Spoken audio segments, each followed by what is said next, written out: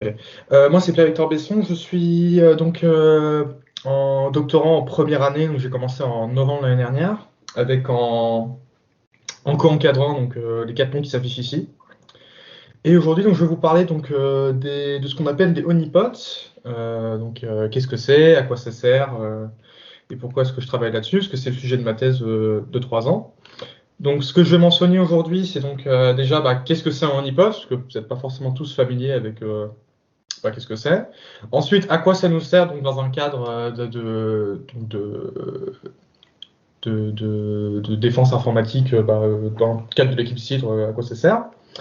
Ensuite, je vais présenter un peu quels sont les différents types de honeypots et un peu l'état l'état de l'art à ce sujet. Et enfin, parler un peu de où est-ce que ma thèse, dans quelle direction ma thèse est en train d'aller. Après tout cet état-là, on commence à avoir quelques idées de qu'est-ce qu'on va faire. Donc déjà, première question, qu'est-ce qu'un honeypot? Alors dans les grandes lignes, c'est un système informatique qui, de loin, a l'air d'être un vrai système. Donc si je suis un attaquant et que je vois par exemple un serveur, je fais oh là, c'est un vrai serveur, j'ai très envie d'attaquer. Sauf qu'en fait non, pas du tout, c'est un piège, c'est une blague. Qui est en fait ce système, l'attaquant une fois qu'il est dedans, en fait il peut pas vraiment faire de mal parce que c'est connecté à rien, il n'a pas accès. Il n'a pas accès à des trucs qui pourraient être embêtants pour nous, et du coup, il est un peu coincé comme cette souris dans une cage, et nous, on est les rechercheurs, on regarde l'attaquant en train d'attaquer des trucs qui ne servent à rien. Et du coup, ça nous permet d'étudier les attaquants sans qu'ils puissent faire quoi que ce soit, de vraiment méchants. Quelques exemples un peu plus concrets.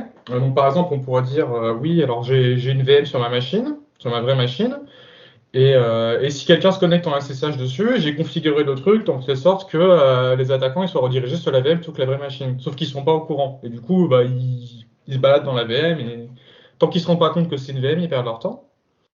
On peut imaginer faire ça. On pourrait sinon imaginer faire un script qui, quand il reçoit des requêtes TCP sur un certain port, l'attaquant, au lieu de vraiment être en train de communiquer avec le protocole TCP, il est juste en train de parler à un script qui lui donne ce qu'il a envie d'entendre. Mais en pratique, il est en train de rien faire de concret. Ou alors, on pourrait imaginer avoir un site internet on a l'impression qu'il est vulnérable à des injections SQL, mais en pratique, si l'attaquant essaie de faire une injection SQL, ça va pas vraiment lui donner des accès root, ça va prétendre qu'il a eu des accès et qu'il est en train d'hacker le truc, mais en fait non. Après, je verrai des exemples encore plus concrets avec des vrais outils, et là c'était un peu l'idée pour donner l'idée. Ça, c'est les grandes idées pour un honeypot. Donc, qu'est-ce qu'un honeypot? Ça doit faire pour fonctionner dans l'idéal.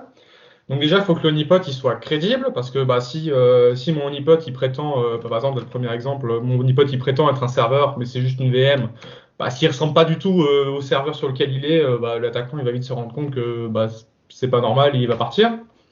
Donc faut qu'il soit un petit peu camouflé. Ensuite, ce que j'ai appelé ici observability.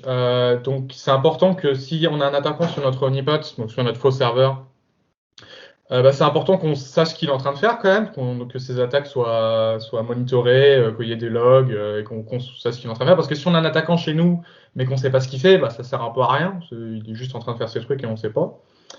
Et enfin, Innocuity, qui est que l'attaquant, le principe de honeypot quand même, c'est que l'attaquant peut rien faire de méchant à partir du honeypot, qui est que parce que si je donne une vraie machine à un attaquant qui commence à tout casser, c'est pas vraiment moi qui l'a emprisonné, c'est plutôt lui, qui est en train de gagner.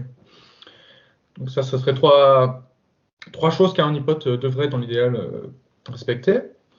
Donc tout ça c'est bien joli, mais à quoi ça sert un honeypot? Donc il y a plusieurs applications. Alors, il y a une des applications qui est les honeypots, ça peut protéger des vrais systèmes en distrayant les attaqueurs. Par exemple, j'ai mon vrai système de production, mon vrai network, et je mets des honeypots dedans. Ce qui fait que déjà, si un attaquant attaque le honeypot, c'est qu'il n'est pas en train d'attaquer un vrai truc, donc il perd son temps, parce que le honeypot, il peut rien faire dedans. Ensuite, un honeypot, ça sert à rien. Ça va pas être utile pour des activités entre guillemets légitimes, ce qui fait que si quelqu'un est en train d'accéder, si quelqu'un est dans mon honeypot, c'est forcément suspect. C'est soit qu'il y a un attaquant dedans, ou c'est juste qu'il y a quelqu'un qui a pas fait attention, qui a cliqué dessus. mais ça vaut le coup d'être investigué, donc ça peut créer des alarmes comme ça. Et donc ça, c'est ce qu'on appelle des honeypots, donc des production honeypots, donc des honeypots de production. Donc ils sont là plutôt en système de défense, en leurre, pour distraire les attaquants de vrais systèmes et faire des alarmes quand ils attaquent. Mais il y a aussi une autre grande catégorie de honeypots, enfin, oui, qui est qu'un honeypot, c'est vachement bien parce qu'une fois que l'attaquant est dedans, on est en train de tout regarder ce qu'il fait. Et du coup, on peut analyser ce qu'il fait, on peut comprendre comment il marche, on peut récupérer des outils des attaquants. Parce qu'il est en train d'attaquer des trucs et nous, on regarde tout ce qu'il fait. Donc ça peut être utile pour plein de choses. Donc ça peut être utile pour, par exemple, savoir quels sont les types d'attaques les plus fréquents en ce moment. Par exemple, ici, on met plein de honeypots et puis on regarde, ah bah tiens, sur tous ces honeypots, les attaquants, ils essaient d'installer des botnets, ils essaient de mettre des ransomware. Ça peut aussi donner des informations sur l'attaqueur lui-même.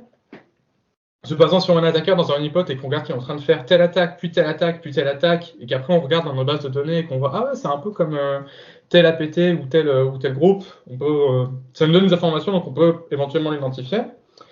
Et ça peut même détecter des nouvelles attaques et des zero day, parce que si notre attaquant il est dans le honeypot et qu'il est en train de faire des trucs, des attaques ou des malwares qu'on n'a jamais vu avant, c'est cool. Il l'a fait sur un honeypot et pas sur un vrai système, et du coup on apprend des choses.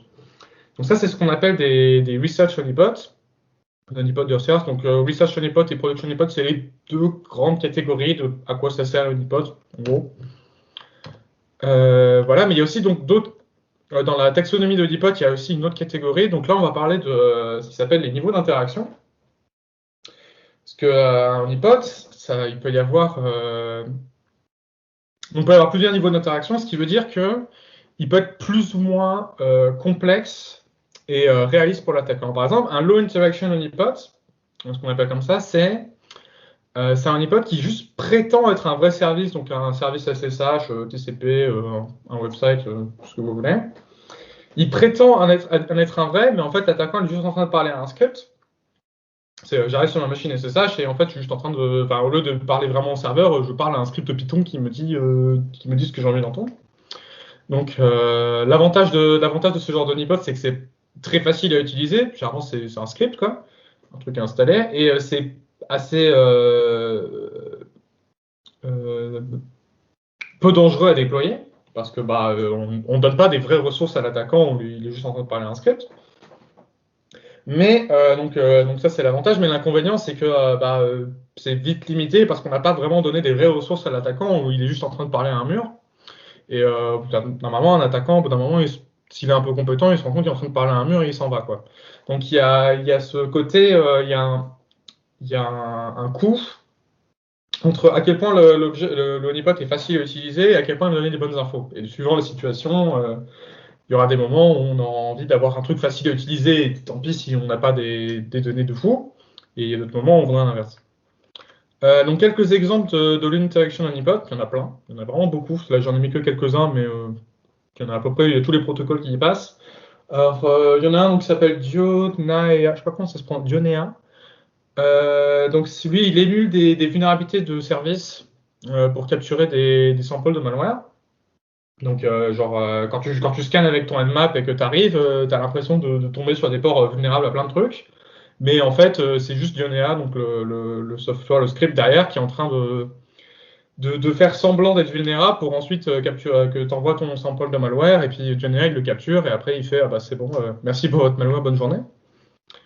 Ensuite, donc, il y en a un qui s'appelle Conpod, qui émule des protocoles de trucs industriels dans les smart grids et tout. Un autre qui s'appelle donc Snare Tanner. Alors ça, c'est un honeypot web donc il émule une application web. Il peut même carrément cloner un site existant. Et du coup, tu en fais une copie. Mais sauf que sur la copie, il y a tout qui est log tout le temps. Et voilà, donc il y en a beaucoup, beaucoup, beaucoup. Il y a même des outils, parce que comme l'avantage des low interaction honeypots, c'est qu'ils sont faciles à utiliser, faciles à déployer, ça tombe bien, il y a des outils où tu peux les déployer, tu appuies sur deux boutons et puis pouf, ça te met des honeypots. Donc là, j'ai mis quelques noms, donc Teapot, Community Honey Network, Honeytrap. Donc là, par exemple, donc ça c'est Tipot en particulier. Donc c'est un projet de Telecom Security, c'est une boîte en Allemagne, je crois, qui est, t'arrives, t'installes juste leur GitHub et puis pouf, ça t'installe 45 milliards de honeypots sur ta machine et c'est déjà tout. Ils ont un beau dashboard, tout est log, donc là on peut voir il y a plein d'attaques avec des beaux graphes. Donc c'est vraiment très très facile à installer et ça permet d'avoir des données sur d'où viennent les attaques, quels ports se font le plus attaquer, ce genre de choses. Donc ça, c'est pour les ah oui, non, il y a aussi un low interaction honeypot pour lequel je vais parler un peu plus en particulier parce qu'il est vraiment omniprésent dans la recherche actuelle. J'ai l'impression que genre un papier sur deux que je dis parle de ça. Donc ça s'appelle Cori. Cori, ce qu'il fait, c'est il émule un système Unix en Python. Donc l'attaquant, il croit qu'il est en train de parler à un shell, mais en fait, il parle juste à un script Python. Donc là, par exemple, un screen d'exemple. Donc on se connecte dessus en SSH.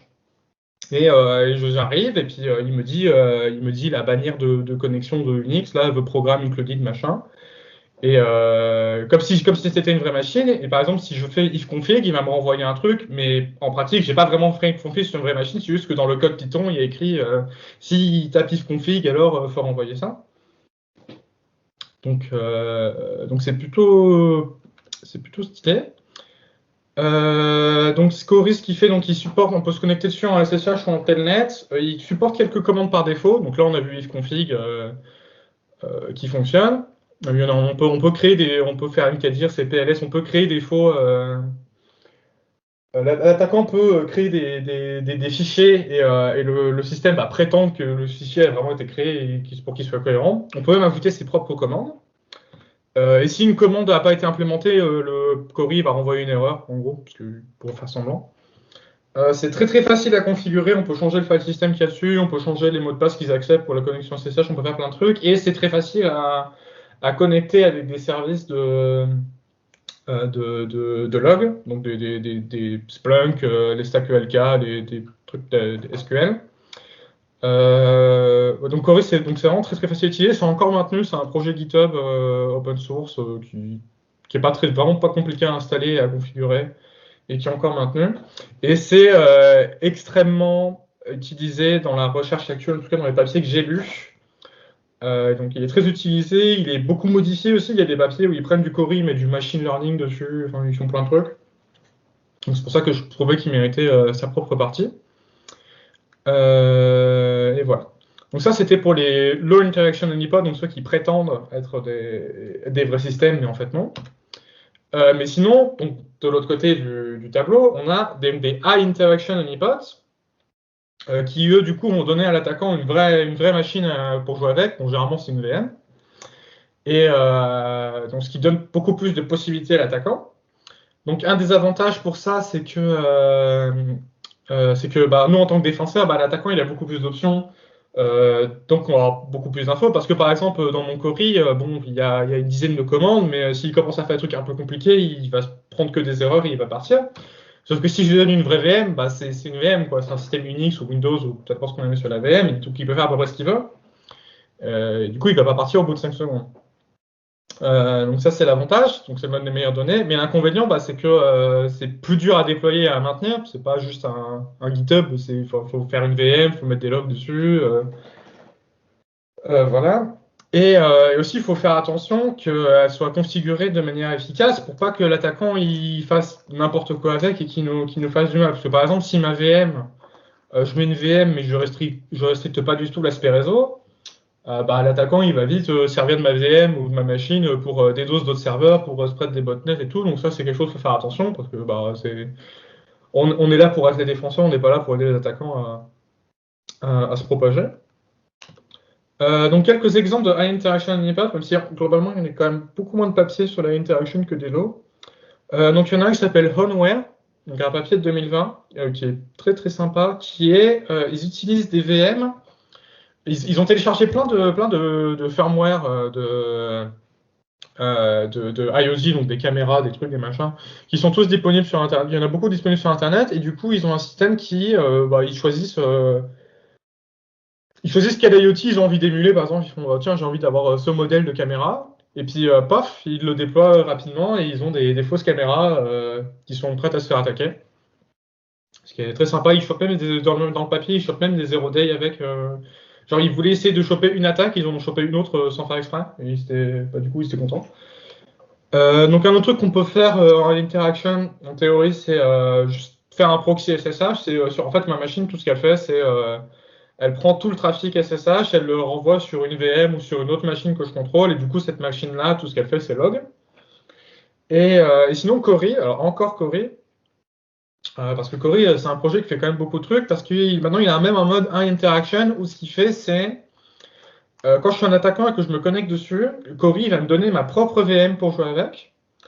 Et il va en créer 10, 20 comme ça, suivant le nombre d'attaquants qu'il y a. Et ce qui fait que comme ça, déjà, c'est une VM plutôt que juste un script Python, donc j'ai plus de possibilités. Et que surtout, si je m'en vais et que je reviens demain, Cori, il va se souvenir de moi et faire ah ouais, c'est toi. Il va me donner la même VM pour que ce soit un peu cohérent dans le but d'être plus crédible aux yeux de l'attaquant. Donc ça, c'est les grandes idées de catégorie de honeypot. On peut faire plein de choses avec. Par exemple, quelque chose que j'ai vu dans le papier, c'est on peut combiner des low et des high interaction honeypot pour essayer de capitaliser sur les avantages de chacun. Par exemple, j'ai vu un papier qui fait ils avaient plein de low interaction honeypots qui arrivent et qui regardent un peu le trafic qu'il y a. Et le trafic qui avait l'air intéressant, on se dit ah cet attaquant-là il est intéressant. Celui-là on l'envoie un high interaction honeypot. Pour un peu rediriger la chose. Ensuite, une chose qu'on peut faire, donc ce qu'on appelle un honeynet, c'est juste on combine plein de honeypots pour faire un faux network.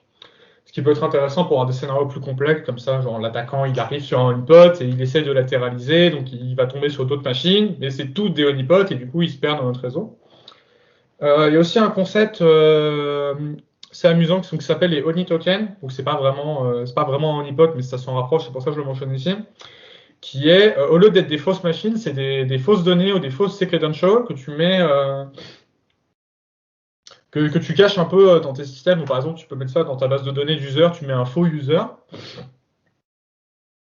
et avec donc avec un nom de compte et un mot de passe qui ne correspond pas à un vrai user, mais tu sais que si quelqu'un utilise ce nom de compte et ce mot de passe, c'est que quelqu'un a regardé dans ta base de données et qu'il n'était pas censé regarder dedans. C'est un peu une alarme pour ça. Donc voilà. Donc ça, c'est dans les grandes lignes l'état de l'art, donc avec les catégories. Plusieurs choses que j'ai remarquées après avoir lu tout un tas de papiers, c'est que déjà il y a énormément de travail qui est quand même pas mal focus sur Cori, qui est compréhensible parce que c'est quand même un très bon projet et, qui fait plein de choses et qui est encore maintenu et qui est open source. Mais un des désavantages, c'est que déjà Cori, ça va principalement choper du bot parce qu'on est en 2021 et que en gros, pour rentrer sur Cori, c'est juste, tu as un serveur SSH avec un login et un mot de passe, il faut se faire craquer le mot de passe. Et ça, en 2021, c'est que des bots qui font ça. Par exemple, il y a un papier de 2017 qui a montré que sur leur Cori, ils avaient 0,2% des logins qui étaient des humains. Donc, après, c'est pas inintéressant de travailler sur des bots, mais si on fait que ça, faut être conscient qu'on travaille beaucoup sur les bots. Ensuite, un autre problème, c'est que... Enfin, problème. Chose que j'ai remarqué, c'est qu'il n'y a pas tant de travail que ça sur des high interaction honeypots, dans le sens où il y a généralement c'est soit des proof of concept où ils disent ah ouais ça serait bien qu'on puisse combiner des high interaction, mais il n'y a pas d'implémentation derrière, ou alors c'est des trucs d'industrie, des boîtes d'antivirus qui font ah ouais on a notre honeynet à 45 honeypots et les résultats c'est ça et ça, ce qui est c'est très bien mais c'est pas du coup, on ne sait pas trop comment ça marche derrière parce que c'est du privé. Et enfin, un dernier point, c'est que pour la plupart des honeypots, à peu près tous ceux que j'ai mentionnés avant, Cori et les autres, donc la plupart des points d'entrée, c'est juste que le mot de passe est mal configuré. Ce qui est un peu le seul point d'entrée de honeypot, c'est juste de deviner le mot de passe, après on rentre dedans. Ce qui n'est pas très varié. Ça pourrait être intéressant d'avoir des honeypots où pour rentrer, c'est pas juste un mauvais mot de passe, mais c'est exploiter tel CVE, c'est faire une injection SQL, c'est autre chose, et pas juste que le mot de passe soit l'admin. Donc une des idées qu'on a eues dans la direction dans laquelle on se tourne, c'est donc pour cette thèse, ça serait de pouvoir générer des high interaction honeypots. Déjà parce que il n'y a pas trop de travail sur les interactions, et avec des scénarios un peu plus complexes que juste brute force password get root. Donc là, j'ai mis un exemple de scénario qui est un petit peu plus complexe, mais ça serait déjà pas mal. Si on arrive à faire ça, c'est déjà pas mal. Donc, il serait un honeypot où pour avoir root, il faudra avoir donc deux étapes. Donc, première étape, c'est avoir un exploit pour rentrer dans l'honeypot et avoir un user account. Et après, un deuxième exploit pour escalader les prix. Non, c'est pas comme ça qu'on dit. Pour avoir un compte root. Donc, ce serait un scénario en deux étapes plutôt qu'une seule. Et pendant qu'il fait ça, nous, on est là avec nos petites souris, on est en train de tout log et de regarder ce qui se passe. Donc, à quoi ça nous servirait? Donc, ça, c'est un exemple de scénario, mais on pourra en imaginer plein d'autres. Mais c'est juste un scénario un peu plus complexe que la plupart des scénarios qu'on voit actuellement. Donc, à quoi ça nous servirait de pouvoir générer des scénarios à la demande comme ça? Parce que ça pourrait nous servir à plein de choses. D'un point de vue recherche, donc par exemple, je suis un chercheur, je me demande, ah bah tiens, qu'est-ce que les attaquants, une fois qu'ils ont un accès SSH sur un user account, qu'est-ce qu'ils font? Est-ce qu'ils essayent est-ce qu'ils essaient de latéraliser? Est-ce qu'ils essaient tout de suite de passer sur un compte root?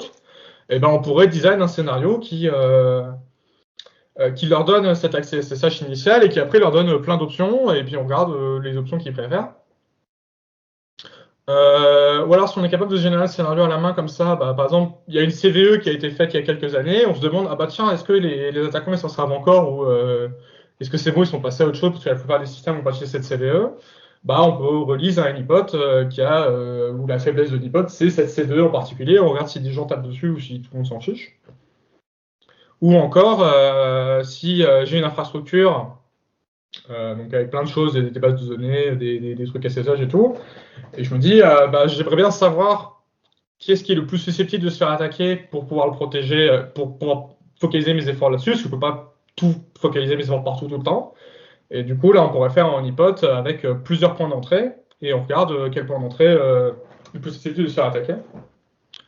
Donc ça, c'est les grandes lignes de ce qu'on aimerait faire pour l'instant. Mais donc la première étape pour ça, ce serait que si on veut générer des scénarios à la main, il faut déjà définir qu'est-ce que c'est un scénario d'attaque. Donc là, on est en train de réfléchir à faire un langage de description de scénario d'attaque. Parce que comme ça, dans l'idéal, on aurait, je réfléchis à la main à mon scénario d'attaque, genre pour prendre le scénario d'avant, celui-là, donc oui, faut qu'il y ait étape 1, il arrive sur le user account avec tel CVE, et étape 2, il arrive à escalader les privilèges avec tel CVE. Faut que j'arrête. Ce qui serait bien, c'est d'avoir un moyen de formaliser ça en un beau langage, et qu'ensuite, en utilisant ce beau langage, on le donne à un outil qui me convertit ça en une VM avec un honeypot ou un réseau de honeypots avec tout ça. Mais pour l'instant, il nous faut la première brique du système. On a aussi actuellement un stagiaire qui travaille sur un projet qui est à partir d'une CVE. Il aura un outil qui passe. On lui donne une CVE, il pond une VM qui est vulnérable à cette CVE et qui marche plutôt bien pour l'instant. Mais donc l'idée, ça serait un peu d'aller plus loin que ça, qui est que au lieu de donner une CVE à l'outil, il nous donne une VM, on donne une liste de CVE, un scénario qui est donc une combinaison de CVE en très gros à l'outil, et il nous pond une VM en sortie. Et donc voilà, c'est dans cette direction qu'on se basait pour l'instant. Donc là, je suis en train de lire plein de papiers sur les graphes d'attaque, ce genre de choses, pour voir comment est-ce qu'on pourrait tourner le truc pour formaliser des scénarios plutôt que juste pour décrire des attaquants. Et voilà, ça conclut cette présentation pour l'instant. Donc si vous avez des questions.